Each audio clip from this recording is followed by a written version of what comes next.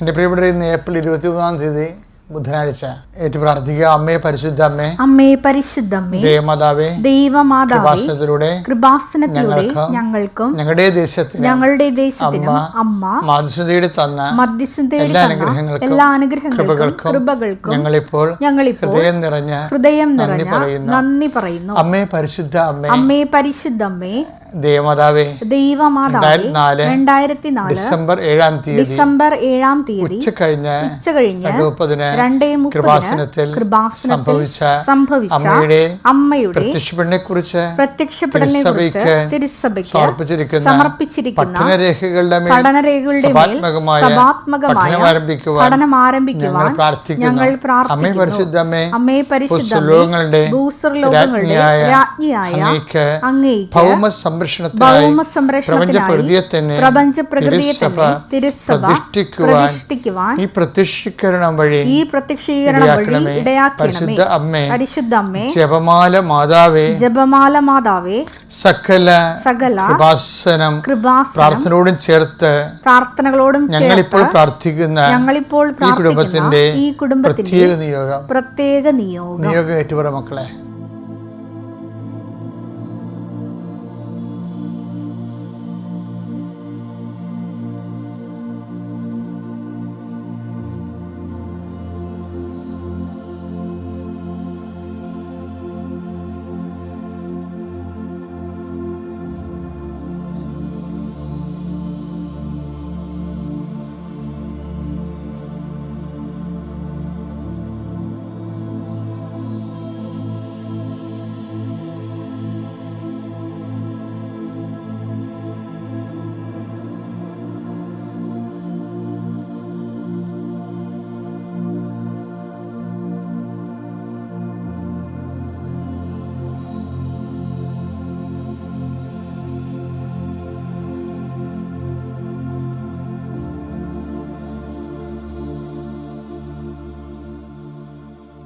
അമ്മയുടെ പ്രത്യക്ഷീകരണത്തിന്റെ അനുഗ്രഹവേളയിൽ ഞങ്ങൾക്ക് സാധിച്ചു തരുവാൻ കനിയണമേ. ആമേൻ. വിശ്വാസ പ്രമാണം. സർവശക്തനായ പിതാവും ആകാശത്തിന്റെയും ഭൂമിയുടെയും സൃഷ്ടാവുമായ ദൈവത്തിൽ ഞാൻ വിശ്വസിക്കുന്നു. അവിടുത്തെ ഏകപുത്രനും ഞങ്ങളുടെ കർത്താവുമായ ഈശോമിശിഹായിലും ഞാൻ വിശ്വസിക്കുന്നു. ഈ പുത്രൻ പരിശുദ്ധാത്മാവിനാൽ ഗർഭസ്ഥനായി കന്യകാമറിയത്തിൽ നിന്ന് പിറന്ന് പൊന്തിയോസ് പീലാത്തോസിന്റെ കാലത്ത് പീഡകൾ സഹിച്ച് കുരിശിൽ തറയ്ക്കപ്പെട്ട് മരിച്ച് അടക്കപ്പെട്ട് പാതാളങ്ങളിൽ ഇറങ്ങി മരിച്ചവരുടെ ഇടയിൽ നിന്ന് 3-ാം നാൾ ഉയർത്ത് സ്വർഗത്തിലേക്ക് എഴുന്നള്ളി സർവശക്തിയുള്ള പിതാവായ ദൈവത്തിന്റെ വലതുഭാഗത്തിരിക്കുന്നു. അവിടെ നിന്ന് ജീവിക്കുന്നവരെയും മരിച്ചവരെയും വിധിക്കുവാൻ വരുമെന്നും ഞാൻ വിശ്വസിക്കുന്നു. പരിശുദ്ധാത്മാവിലും ഞാൻ വിശ്വസിക്കുന്നു. വിശുദ്ധ കത്തോലിക്കാ സഭയിലും പുണ്യവാന്മാരുടെ ഐക്യത്തിലും പാപങ്ങളുടെ മോചനത്തിലും ശരീരത്തിന്റെ ഉയർപ്പിലും നിത്യമായ ജീവിതത്തിലും ഞാൻ വിശ്വസിക്കുന്നു. ആമേൻ. സ്വർഗ്ഗസ്ഥനായ ഞങ്ങളുടെ പിതാവേ, അങ്ങയുടെ നാമം പൂജിതമാകണമേ. അങ്ങയുടെ രാജ്യം വരണമേ. അങ്ങയുടെ തിരുമനസ് സ്വർഗത്തിലെ പോലെ ഭൂമിയിലും ആകണമേ. അന്നു വേണ്ടുന്ന ആഹാരം ഇന്ന് ഞങ്ങൾക്ക് തരണമേ. ഞങ്ങളോട് തെറ്റ് ചെയ്യുന്നവരോട് ഞങ്ങൾ ക്ഷമിക്കുന്നത് പോലെ ഞങ്ങളുടെ തെറ്റുകൾ ഞങ്ങളോടും ക്ഷമിക്കണമേ. ഞങ്ങളെ പ്രലോഭനത്തിൽ ഉൾപ്പെടുത്തരുതേ, തിന്മയിൽ ഞങ്ങൾ രക്ഷിക്കണമേ. ആമേൻ. നന്മ നിറഞ്ഞ മറിയമേ, സ്വസ്തി. കർത്താവ് അങ്ങയുടെ കൂടെ സ്ത്രീകളിൽ അങ്ങ് അനുഗ്രഹിക്കപ്പെട്ടവളാകുന്നു. അങ്ങയുടെ ഉദരത്തിൻ ഫലമായി ഈശോ അനുഗ്രഹിക്കപ്പെട്ടവനാകുന്നു. പരിശുദ്ധ മറിയമേ, തമ്പുരാന്റെ അമ്മേ, പാപികളായ ഞങ്ങൾക്ക് വേണ്ടി ഇപ്പോഴും ഞങ്ങളുടെ മരണസമയത്തും തമ്പുരാനോട് അപേക്ഷിക്കണമേ. ആമേൻ. കർത്താവേ, നിന്റെ ഉന്നതമായ നാമത്തിന് സ്വസ്ത്രം ചെയ്യുന്നു. കർത്താവേ, നിന്റെ വിശുദ്ധ പൗരോഹിത്യത്തെ മഹത്വപ്പെടുത്തണമേ. കർത്താവേ, സഭയിലുള്ള സാന്നിധ്യം പ്രകടമാക്കണമേ. 39 വർഷം ഞാൻ അർപ്പിച്ച കുർബാനയുടെ യോഗ്യതയാൽ കൃപാസന ജീവനോടെ പ്രത്യക്ഷപ്പെട്ട പരിശുദ്ധ അമ്മയുടെ മാധ്യസ്ഥതയിലെ അൾത്താറിൽ നടന്ന 10,000-കണക്കിന് ആരാധന ശക്തിയാൽ ഈ പ്രാർത്ഥനയിൽ പങ്കെടുക്കുന്ന ഓരോ മക്കളുടെയും ഉച്ച മുതൽ ഉള്ളംകാല് വരെ കർത്താവിൻ്റെ രക്തം പടരട്ടെ. കർത്താവിൻ്റെ തിരുമുറുപാടുന്ന വലതുകരം, ആണിപ്പിടാർന്ന അത്ഭുതകരം, അടിപ്പിണ പോലെ വൈദാഘാതം പോലെ ദൈവികമായ ശക്തിയാൽ നിൻ്റെ ഹൃദയത്തെയും ആത്മാവിനെയും അധരത്തെയും കർത്താവ് സംശുദ്ധമാക്കട്ടെ. കർത്താവ് അങ്ങയുടെ മക്കൾ ഇന്ന് സഞ്ചരിക്കുന്ന വഴികളെ ആശീർവദിച്ച് പ്രാർത്ഥിക്കുന്നു. കർത്താവ് ഒരു ചിന്ത, നീ നടക്കേണ്ട വഴി ഞാൻ നിൻ്റെ മുഖത്ത് നോക്കി ഉപദേശിക്കുന്ന നളിച്ച കർത്താവിൻ്റെ ഉന്നതമായ നാമത്തിൽ നിനക്ക് സംഭവിക്കേണ്ട കാര്യങ്ങളെക്കുറിച്ച്, നിനക്ക് ആവശ്യമായ ഗൃഹപാഠങ്ങൾ ചെയ്തു തരുന്നതിന് പരിശുദ്ധാത്മാവിൻ്റെ സന്നദ്ധതയാണ് ആ വചനങ്ങളിലൂടെ വെളിപ്പെട്ട് വരുന്നുണ്ടെങ്കിൽ ആ വചനത്തിൽ വാഗ്ദാനത്തിൽ ആശ്രയിക്കുന്ന നിൻ്റെ കടന്നു പോകുന്ന വഴികളിൽ കർത്താവ് നിൻ്റെ ദൂതൻ അയച്ചുകൊണ്ട് നിൻ്റെ ജീവിത ലക്ഷ്യങ്ങളെ ക്രമീകരിക്കട്ടെ. എൻ്റെ കർത്താവിൻ്റെ ഉന്നതമായ നാമത്തിൽ സഭയുടെ അധികാരത്തിൽ കുരിശിൻ്റെ അടയാളത്തിൽ ദൈവത്തിൻ്റെ ശക്തിയാൽ നിൻ്റെ കുടുംബത്തെ കർത്താവ് ആശീർവദിക്കട്ടെ, നിൻ്റെ ചിന്തകളെ ആശീർവദിക്കട്ടെ, നിൻ്റെ തീരുമാനങ്ങളെ ആശീർവദിക്കട്ടെ, നിൻ്റെ ഉദ്യമങ്ങളെ ആശീർവദിക്കട്ടെ, നിൻ്റെ എല്ലാവിധ നടപടിക്രമങ്ങളെയും ആശീർവദിക്കട്ടെ.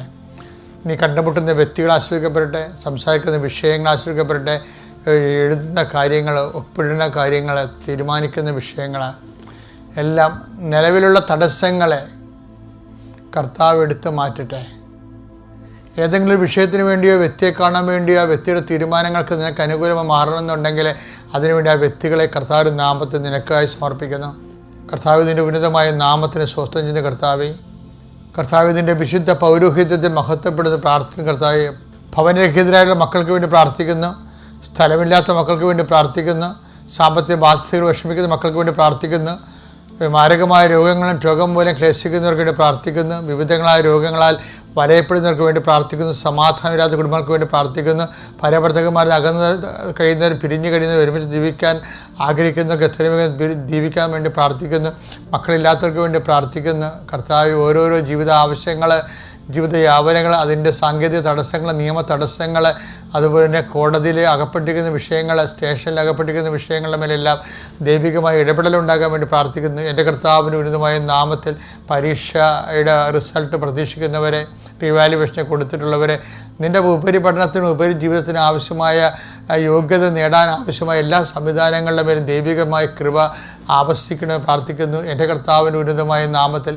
സഭയുടെ അധികാരത്തിൽ കുരിശിൻ്റെ അടയാളത്തിൽ അന്നു വേണ്ട ആഹാരം ഇത് ഞങ്ങൾക്ക് തരാൻ വേണ്ടി പ്രാർത്ഥിക്കാൻ പഠിപ്പിച്ച കർത്താവിൻ്റെ ചൈതന്യം നിൻ്റെ ജീവിത കുടുംബത്തെ നിലനിർത്താൻ വേണ്ടിയുള്ള നിൻ്റെ എല്ലാ പരിശ്രമങ്ങളെയും, തൊഴിൽ പരിശ്രമങ്ങളെയും, ജോലി പരിശ്രമങ്ങളെയും, ഉദ്യോഗ പരിശ്രമങ്ങളെയും കർത്താവിൻ്റെ നാമത്തിൽ ആശീർവദിക്കുകയും അതിൻ്റെ തടസ്സങ്ങളെ ഈശോനാമത്തിൽ ബന്ധിക്കുകയും ചെയ്യുന്നു. നിത്യം പിതാവും പുത്രനും പരിശുദ്ധാത്മാവിലും നീക്കും. ആമേൻ. എൻ്റെ മക്കൾ, നമ്മൾ ഇന്നലെ ചൊവ്വാഴ്ച നിങ്ങൾ ഉടമ്പടി ധ്യാനം കൂടിയത് ഞാൻ പ്രതീക്ഷിക്കുകയാണ്. കൂടാത്തവരെ കൂടണമെന്ന് അഭ്യർത്ഥിക്കുന്നു. പ്രത്യേകിച്ച് നിങ്ങൾ ഉടമ്പടിയിലിരിക്കുന്നവർ കർത്താവിൻ്റെയോട് ചെയ്ത വാഗ്ദാനത്തിൻ്റെ വിശ്വസ്തതയാണ് അതിൻ്റെ ഉടമ്പടി ധ്യാനം കൂടുക എന്നുള്ളത്. അതുവഴിയാണ് ദൈവം നമ്മളോട് സംസാരിക്കുന്നത്. ഉടമ്പടിയിൽ വൃത്തിയായിട്ടും വിശ്വസ്തയോടുകൂടി നമുക്ക് പങ്കെടുക്കാൻ കഴിയുന്നത്. ഇന്നലെ പറഞ്ഞത് മൂത്ത മകനെക്കുറിച്ചാണ് പറഞ്ഞത്. ഞാനത് സംക്ഷിപ്തമായിട്ട് ഇവിടെ പറയാം. നിങ്ങളതിൻ്റെ വലിയ വിശദീകരണമായ രൂപം ഉടമ്പടി ധ്യാനം കൂടി തന്നെ മനസ്സിലാക്കിയാൽ മതി. മൂത്ത മകൻ ഒരുപക്ഷെ കർത്താവിൻ്റെ വചനങ്ങളിലൊന്നും ഒരിക്കലും പാഴായി പോവുകയോ, അല്ലെങ്കിൽ നമുക്ക് ചില സമയത്ത് തോന്നുന്നു ഈ മൂത്ത മകനെ ഇരുട്ടത്ത് നിർത്തിക്കൊണ്ടാണ് കർത്താവ് സംസാരിക്കണമെന്ന്. ഒരിക്കലുമല്ല. പരിശുദ്ധാത്മാവ് ഈ വിശുദ്ധ വാര ദിവസങ്ങളൊക്കെ എന്നോട് അവനെക്കുറിച്ചാണ് സംസാരിച്ചുകൊണ്ടിരുന്നത്. എന്ന് വെച്ചാൽ ദൈവരാജ്യത്തിൽ അവനോട് അപ്പൻ പറയുന്ന വാക്കില്ലേ, അവനെങ്ങാനും സങ്കടപ്പെട്ട് അവൻ്റെ വീട്ടിൽ നിന്ന് ഇളയ മകനെപ്പോലെ ഇറങ്ങിപ്പോകുമെന്ന് പറയുമ്പോൾ, ഇളയ മകനെ പണ്ടിതുപോലെ ഇറങ്ങിപ്പോകാൻ നേരത്ത് അവനെ പരിചരിക്കാതിരുന്ന, അവനോട് സാന്ത്വനങ്ങൾ പറയാതിരുന്ന, വീട്ടിൽ നിർത്താതിരുന്ന അപ്പൻ എന്തുകൊണ്ടാണ് മൂത്ത മകനെ സാന്ത്വനപ്പെടുത്താൻ വേണ്ടി പുറത്തോട്ടിറങ്ങുകയും പട്ടാങ്ങി പറഞ്ഞ് അവനെ കൂടെ നിർത്തുകയും ചെയ്തത്? എന്താ ഈ ഒരു വ്യത്യാസമുണ്ടേ? നമ്മളെപ്പോഴും ഇളയ മകൻ്റെ മാനസാന്തത്തിന് അമിതമായ പ്രാധാന്യം കൊടുക്കുകയും, അതുപോലെ തന്നെ അത് ചില ആൾക്കാർക്കെങ്കിലും എന്ത് തരത്തിലുള്ള തോന്നിവാസം ജീവിച്ചിട്ട് അവസാനം മുങ്ങി തിരിച്ചു വന്നാൽ മതി എന്നുള്ള തെറ്റായ ബോധം കൊടുത്തിട്ടുണ്ടെന്ന് ചില സമയത്ത് എനിക്ക് തോന്നിയിട്ടുണ്ട്. പക്ഷേ എപ്പോഴും ഞാൻ മനസ്സിലാക്കി. പക്ഷേ ചില ആൾക്കാർ എന്നോട് ചോദിക്കണത് എന്താണെന്ന് വെച്ചാൽ, ഞങ്ങൾ ദൈവത്തിൻ്റെ കൂടെയാണല്ലോ എപ്പോഴും, ദൈവത്തിൻ്റെ വചനങ്ങളൊന്നും ഞങ്ങൾ പാലിക്കാതിരുന്നിട്ടില്ല, ഞങ്ങളുടെ കുഞ്ഞുങ്ങളെ ഞങ്ങൾ വിശ്വാസത്തിലാണ് വളർത്തുന്നത്, പക്ഷേ അവിശ്വാസികളെക്കാൾ മോശമായ ജീവിത അനുഭവങ്ങളാണ് അച്ഛൻ ഞങ്ങൾക്കുള്ളത് എന്ന് പറയുമ്പോൾ ഞാനും മനസ്സിൽ അന്തം വിട്ടു പോകും. ശരിയാണല്ലോ അവർ പറയണത്. പള്ളിയിൽ നിന്ന് മാറി നടക്കുന്നവരാണ്, പള്ളിയും പട്ടക്കാരും ഇല്ലാതെ നടക്കുന്ന എത്രയോ മനുഷ്യർ ഇവിടെ ഈ ഭൂമിയിലെ ഭൗതികമായ സുഖങ്ങളൊക്കെ അനുഭവ സന്തോഷമായിട്ട് ജീവിക്കുമ്പോൾ ഇതുങ്ങൾ ഞെരുങ്ങളെ എന്തുകൊണ്ടാണെന്ന് ഞാൻ കർത്താവിനോട് ചോദിച്ചിട്ടുണ്ട്. അപ്പോൾ കർത്താവ് മൂത്ത മകനാണ് എന്നോട് ചൂണ്ടിക്കാണിച്ചിരിക്കുന്നത്. മൂത്തമകൻ പറഞ്ഞ ഇതാണ്, എൻ്റെ അപ്പ, എത്ര കാലമായി ഞാൻ നിൻ്റെ കൂടെ ജീവിക്കുന്നു, എൻ്റെ കൂട്ടുകാരുടെ കൂടെ ഉല്ലസിക്കുന്നതിന് അവസാനം ഒരു കുഞ്ഞാടിനെ പോലും നീ എനിക്ക് തന്നില്ലല്ലോ എന്ന് പറയുന്നത്. അത് ഭാഗം വായിച്ചേ. ലുക്കാ 15:29. എന്നാൽ അവൻ പിതാവിനോട് പറഞ്ഞു, നോക്കൂ എത്ര വർഷമായി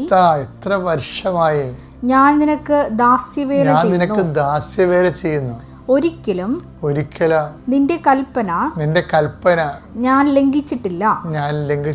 എങ്കിലും എന്റെ കൂട്ടുകാരോടൊത്ത് ആഹ്ലാദിക്കാൻ ഒരു ആട്ടിൻകുട്ടിയെ പോലും നീ എനിക്ക് തന്നില്ല. കണ്ടാ, ആ പരിഭവം മൂത്തമകൻ്റെ അല്ല. എനിക്കൊണ്ട് സഭയിൽ 90% മൂത്ത മക്കളാണ്. എന്താ കാര്യം വെച്ച് കഴിഞ്ഞാൽ ദൈവത്തിൻ്റെ വചനത്തിനനുസരിച്ച് ജീവിക്കാനും കർത്താവിൻ്റെ ബലിയിൽ പങ്കെടുത്ത് ബലിജീവിതത്തിന് അനുഷ്ഠിച്ചു കൊണ്ട് പോകുന്നവരുണ്ട്. പക്ഷെ ചിലർക്ക് അവരുടെ ഏറ്റവും മസ്റ്റായിട്ടുള്ള കാര്യങ്ങൾ പോലും ചിലപ്പോൾ നടക്കാതെ വരുമ്പോൾ ഞാനീ പ്രാർത്ഥിക്കുന്നത് ആരോടാണ്, ഇനി ദൈവം ഉണ്ടോ എന്നൊക്കെ തന്നെ ചില അയ്യോഭാവികളും അല്പവിശ്വാസികളൊക്കെ വിശ്വാസ ശക്തിയിൽ നിന്ന് ക്ഷയിച്ചു പോയിട്ടുണ്ട്. പക്ഷേ അപ്പോഴും അപ്പനൊരു വാക്ക് നിങ്ങൾ ഓർക്കണം. എന്താ അപ്പം പറയണത് എന്ന് വായിച്ചാൽ ലുക്കാ 15:31.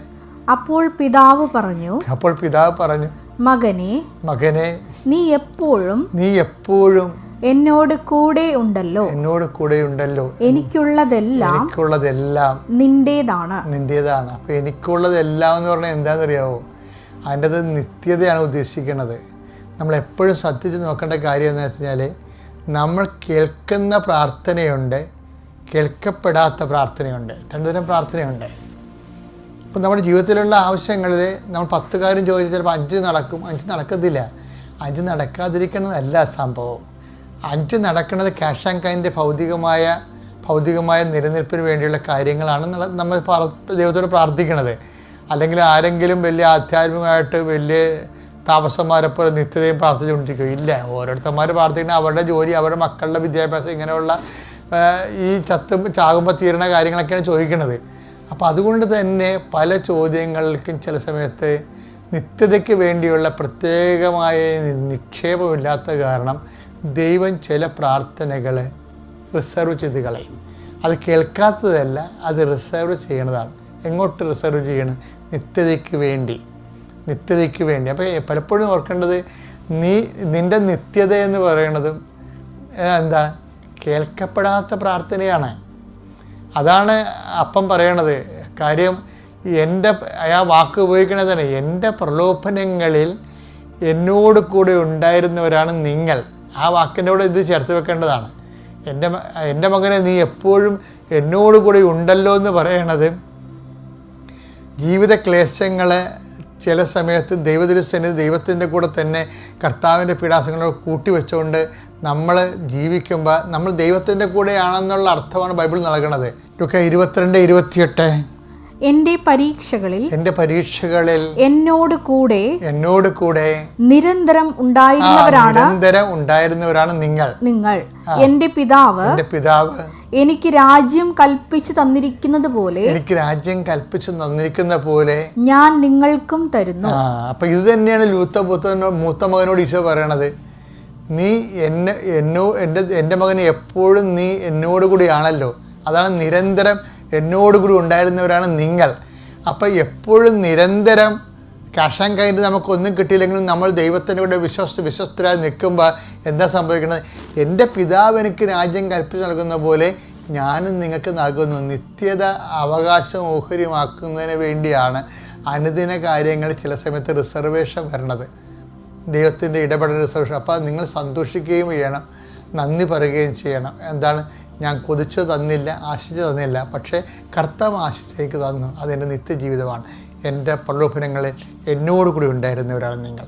എൻ്റെ മകനെ നീ എപ്പോഴും എന്നോട് കൂടി ഉണ്ടല്ലോ. എനിക്കുള്ളതെല്ലാം നിനക്കുള്ളതാണ്. ഒരു കാരണവശാലും കിട്ടാത്ത അനുഗ്രഹത്തെ ഓർത്ത് വിശ്വാസത്തിൽ അപാചയം ഉണ്ടാക്കരുത്.